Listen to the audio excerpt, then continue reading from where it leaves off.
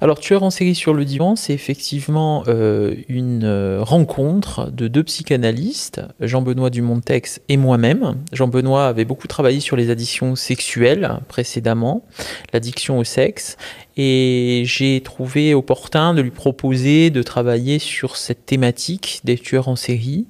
On a décidé d'en choisir 4 qui nous semblent vraiment importants, un peu paradigmatiques de cette thématique. Le docteur Petiot, Thierry Paulin, Guy Georges et évidemment Michel Fourniret en ce moment sous le feu des projecteurs.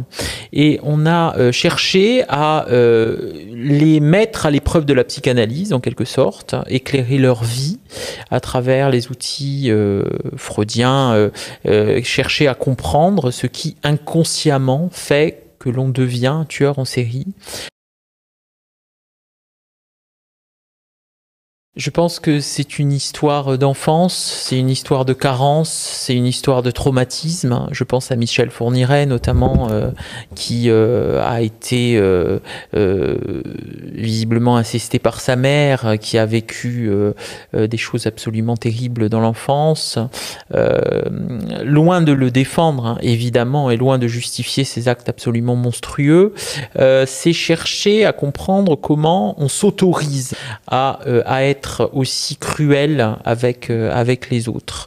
C'est ce qu'on a cherché Jean-Benoît et moi à faire, car pour les 4 personnalités psychopathiques, puisqu'on est vraiment dans la psychopathie à chaque fois, c'est-à-dire le fait d'enfreindre les limites de la société, les tabous, d'être comme ça ce sont des personnalités à chaque fois qui se livrent à leur pulsionnel, à leur débordement pulsionnel, sans frein. Et pour ces 4 personnalités, évidemment, il y a des choses comme ça qui résonnent dans leur enfance. Et la chose en commun, c'est effectivement cette carence, cette sorte d'abandonnisme. Ce sont des gens qui se sont construits sans, n'ont pas pu faire autrement, souvent dans un rapport d'ailleurs très fusionnel à leur mère. Et ça, on sait très bien que la perversion naît à partir de ces choses-là, de cet imaginaire comme ça extrêmement fusionnel où l'autre maternel vient brouiller les pistes, parasiter les choses. Je pense à l'inceste avec Michel Fourniret, mais on peut également parler de ces...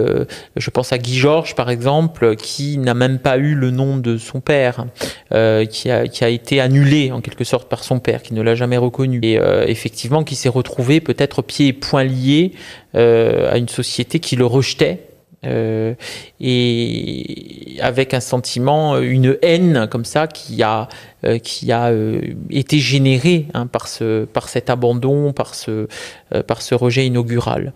Voilà, enfin bon, toutes ces vies sont là passées au crible, passées au peigne fin pour essayer de comprendre quand naît la perversion et pourquoi elle se développe, pourquoi elle s'autorise.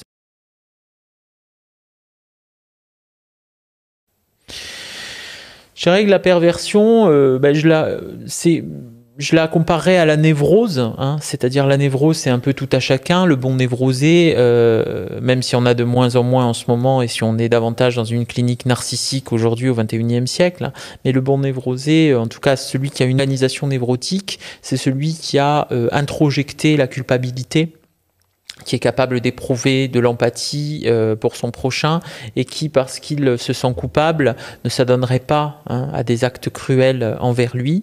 Il est rattrapé en quelque sorte par sa culpabilité.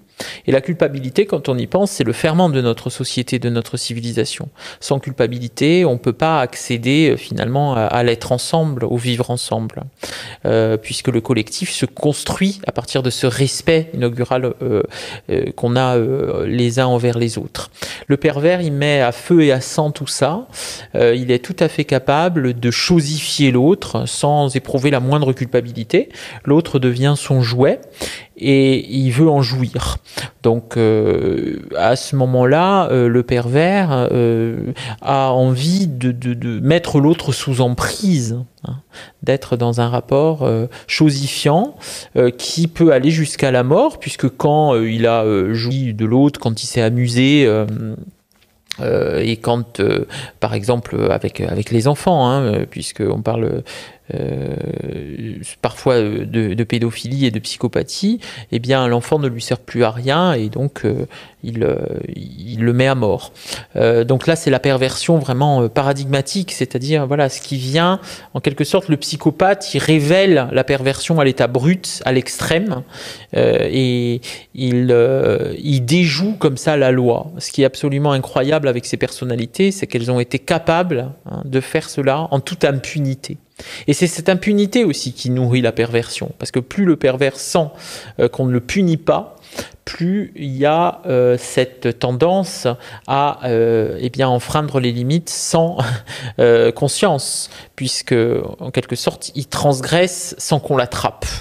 Voilà. Et heureusement, il est bien souvent rattrapé par la loi, et je crois que c'est pour cela aujourd'hui qu'il y a une peine incompressible pour certains grands tueurs, parce qu'ils sont incurables, c'est-à-dire s'ils sortent, ils refont exactement la même chose.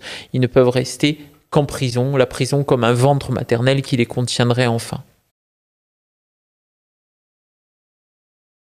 On a travaillé avec des éléments biographiques, effectivement, qu'on trouve à travers d'autres ouvrages, des ouvrages de journalistes, des ouvrages d'historiens, et nous, notre parti pris, c'était vraiment de les mettre à la lumière de la psychanalyse. Donc c'est ça le grand, finalement, le caractère singulier de ce travail. Nous avons rencontré des avocats, nous avons rencontré des psychologues, nous avons rencontré des sociologues qui parfois ont rencontré eux-mêmes les tueurs, les ont rencontrés d'ailleurs au plus près. Je pense à Jean-Marc Ployer qui a rencontré Michel Fourniret dans sa prison. Nous avons rencontré les avocats des parties civiles, les avocats des familles. Et il y a voilà, tout un travail au peigne fin qui a été mené. Alors c'est vrai qu'il y a deux vitesses, parce que Jean Benoît, par exemple, a fait le docteur Petiot. Le docteur Petiot, c'est pendant la guerre, et donc il y a très peu voire pas de personnes encore vivantes qu'il ait vues, et puisque je rappelle que le docteur Petiot tuait les juifs pendant la guerre en leur faisant croire qu'il allait les sauver. C'est absolument abominable, hein. Il en a tué des centaines.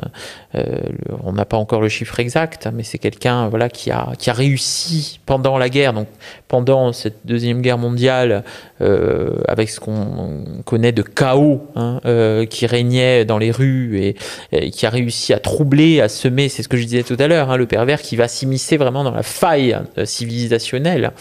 Donc pour le docteur Petiot, c'est davantage un travail historique.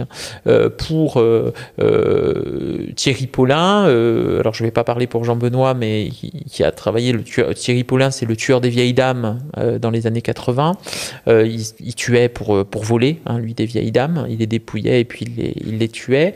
Il a pu effectivement être au plus près de cette réalité, bon, qui est beaucoup plus proche de nous. Voilà, donc il y a encore des témoins.